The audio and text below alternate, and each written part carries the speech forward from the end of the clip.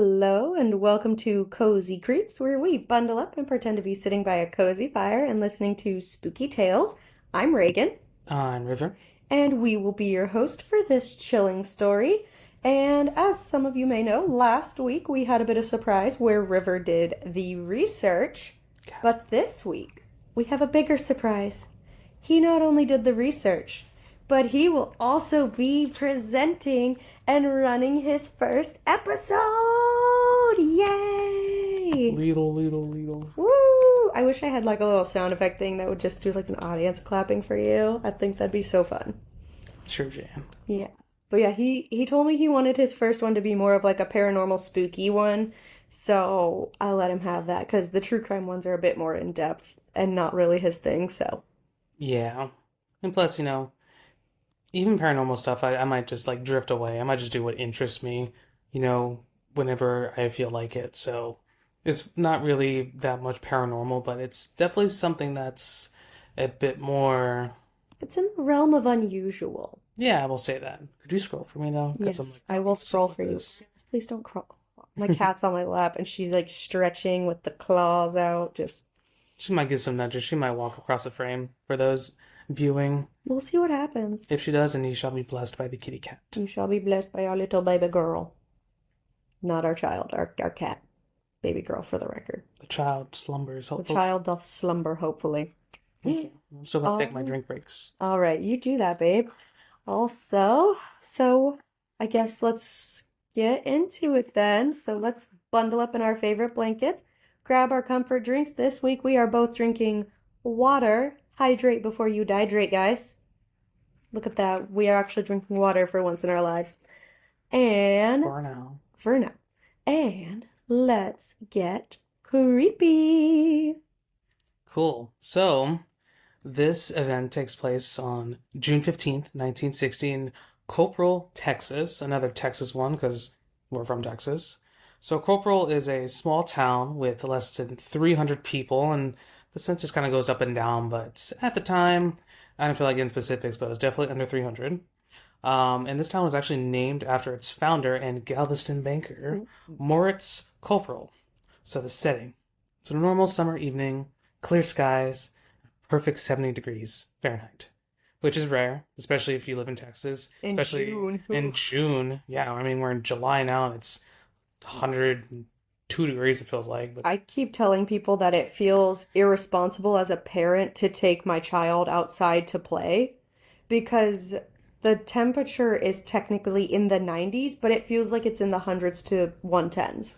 yeah, humidity is. And the humidity makes it worse. Like, I feel like we should have developed gills by now.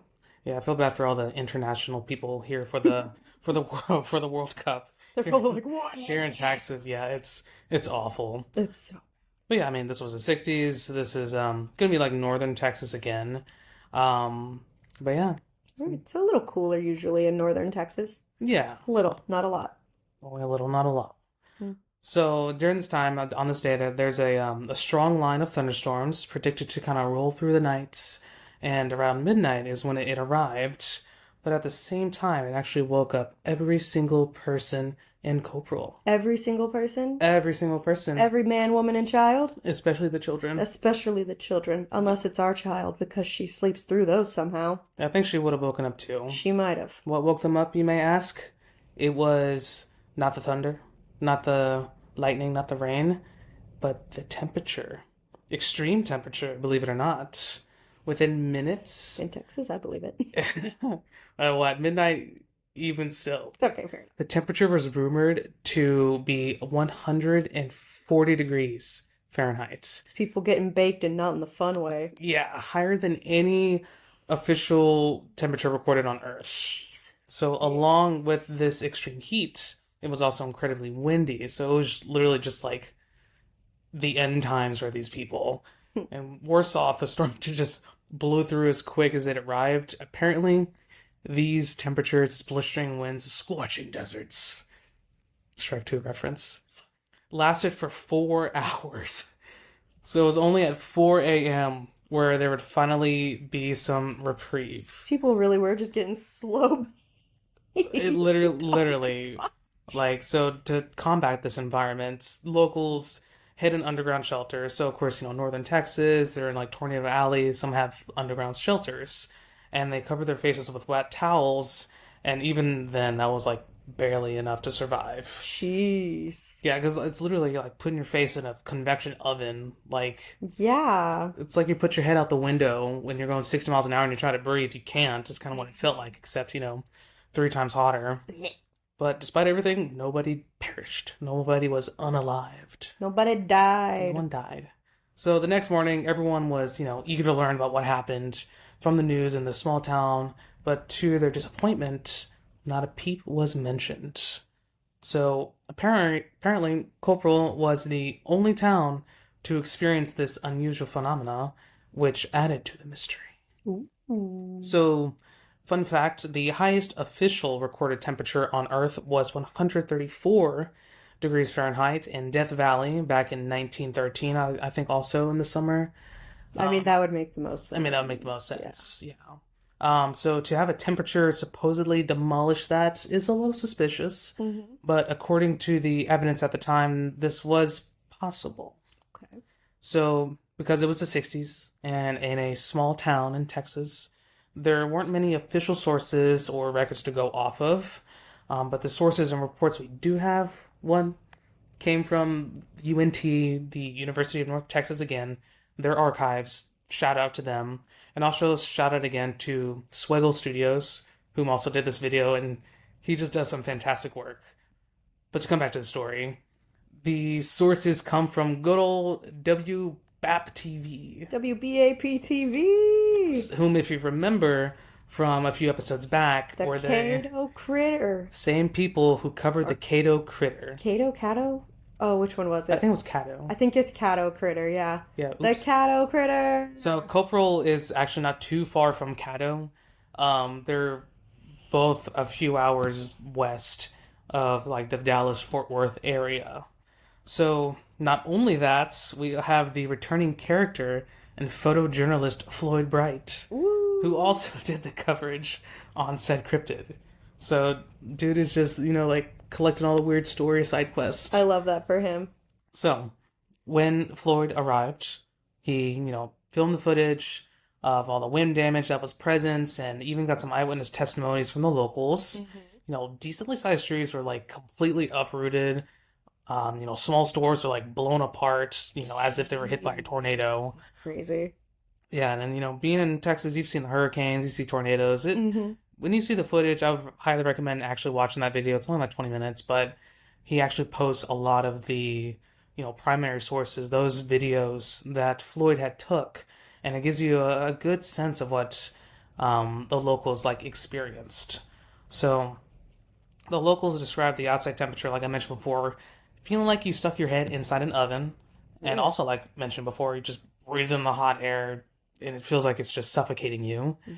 Hence the requirements of your wet towels, moist towelettes, sort of thing. So, a Reddit post from someone who claimed to have been present during that time stated that they had seen like a building like thermometer. It's like an advertisement thermometer, and they said that they saw it burst from the heat. And they commented on how they had seen the news about how a local cotton field was completely scorched. So they saw this like advertisement thing burst Yes. between midnight and 4 a.m. What were they doing out and about? Well, probably leaving to get to the shelters. I guess so.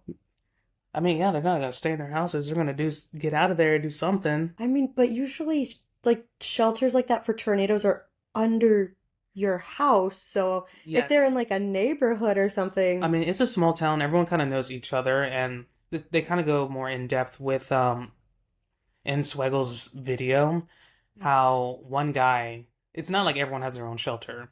It's like they're kind of sparse, and one guy had like 20 different people come and hide in his shelter. okay. So I guess maybe like running to another shelter. exactly, Okay. and I just thought that was weird because I'm like, you said this happened between midnight and 4 a.m.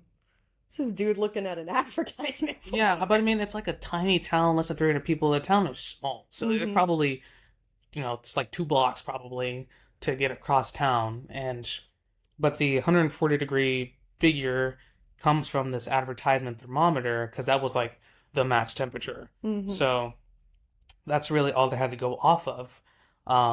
So aside from that and another eyewitness testimony, the only mention of this 140 degree temperature comes from a snippet of an article in the Clifton Record, quoting that the weatherman reported that the temperature must have reached nearly 140 degrees for a brief time in spots. End quote. End quote. That was an actual quote.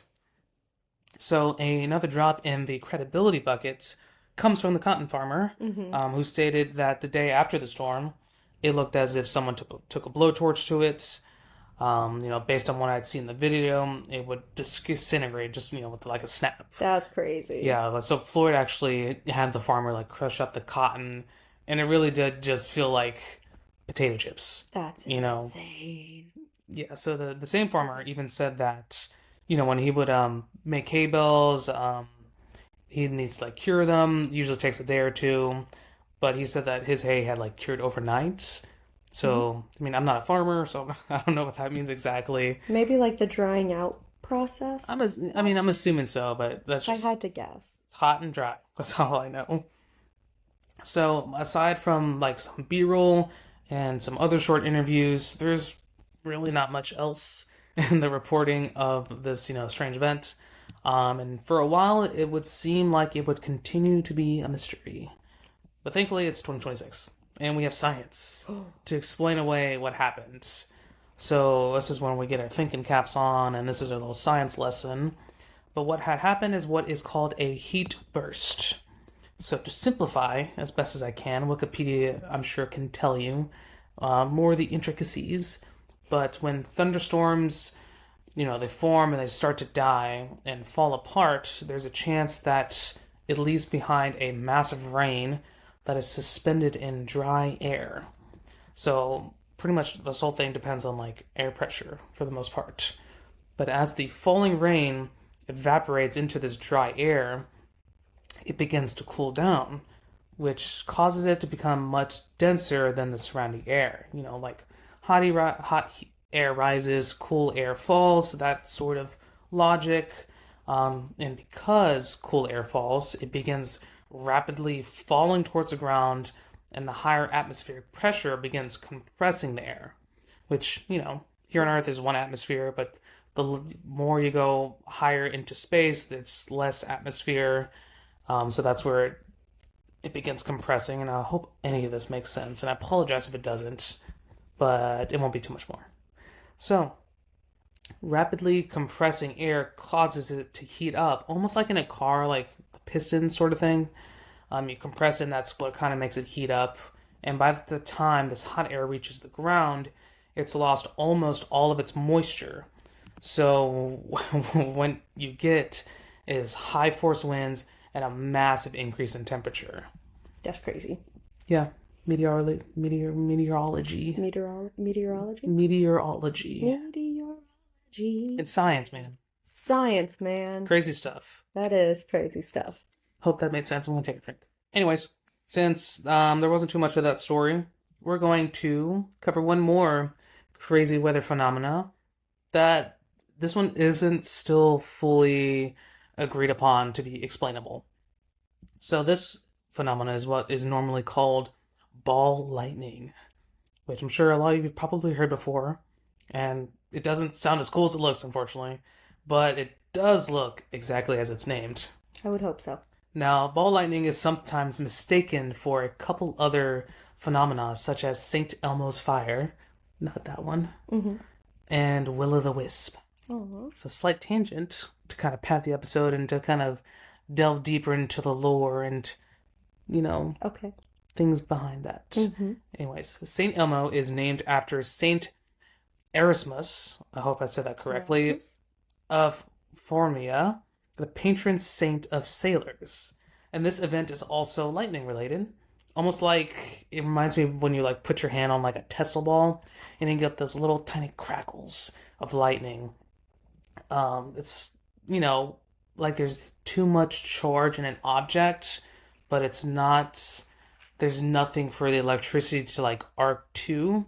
So it literally just like radiates lightning. Just really cool. That is cool.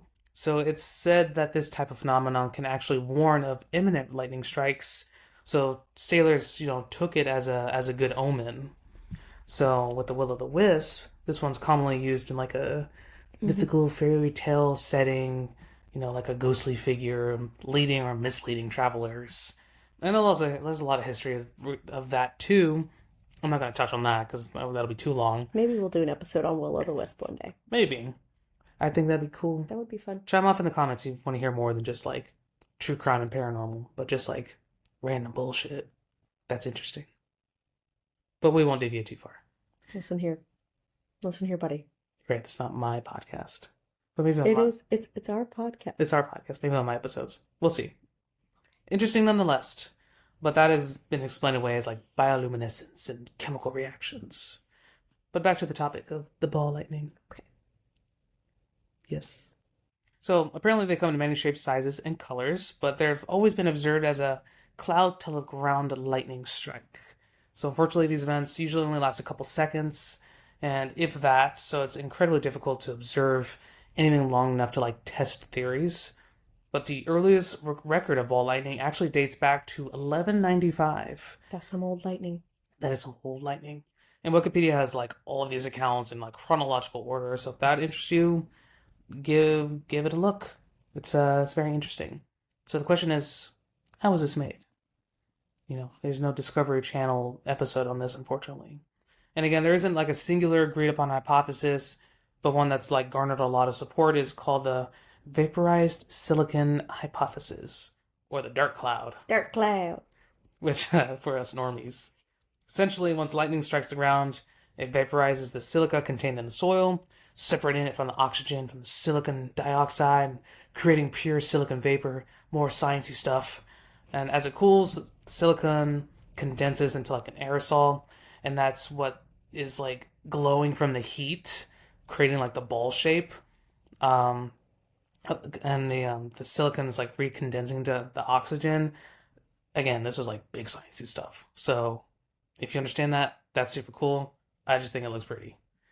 So they conducted experiments regarding this hypothesis in 2007, but in 2014 they were actually able to capture the data from a naturally forming ball lightning to support the dark cloud hypothesis. Dark cloud. Wiki had tons more theories, but that's a lot to read, so have fun with that. The end. Yay! I hope this wasn't too painful for y'all to listen to, but I appreciate y'all listening to my first one. Yeah, then I think the next one will be a lot more interesting. Mm-hmm. You did great. Thanks, babe. Did so good. Thanks. So this will be a little shorter one for y'all. Mm-hmm. Take it away. Little short listen. Well, with that, thank you guys so much for joining us on this episode of Cozy Creeps. Good job, babe, on your first episode. We get a gold star. You do get a gold star. Bonk. Thanks. I just patted his head. That's it. But yeah, thank you for joining us for this episode of Cozy Creeps. Let's run through all of our usual admin stuff because we got to do what we got to do. We are everywhere you get your podcast. Rate us, review us, follow us, love us, comment, tell us we're pretty. I don't know. Most of you don't even know what we look like if you haven't gone to YouTube, so you can just decide we're pretty. He is, but you can decide we're pretty. Anyway, we also have Facebook, Instagram, YouTube, TikTok, all the fun social medias except X because I just don't wanna. Twitter. It's still Twitter. Twitter. To us normies. To us old people, it's Twitter. But I just don't wanna. No, it's a cesspool. Yep, it kind of is. You can check us out on all of those under Cozy Creeps Podcast. You can also email us any stories that you have, true crime, paranormal, or any weird experiences that you may have had. You can email those to cozycreepspodcast@gmail.com. If you have any recommendations for stories you would like to hear, true crime or paranormal. And for the record, guys, paranormal also kind of covers, in my books, covers like cryptids. It covers alien sightings. It covers weird phenomena and weird events. So if you have a story like that you want to recommend as well, go ahead and do it. You can comment on any of our social media platforms. You can message me on any of our social media platforms. I do check in on them pretty regularly, so I will see it. Or you can email us your recommendations as well. And let's see. And we do try to post every single week. We both are working still, so schedules are a little wonky from time to time, so it's not always the most consistent. We do try to post earlier in the week, though, so keep an eye out for new episodes every week when they do come out. And with that, let's go bundle up in your blankets, finish off your comfort drinks, and stay cozy. Bye.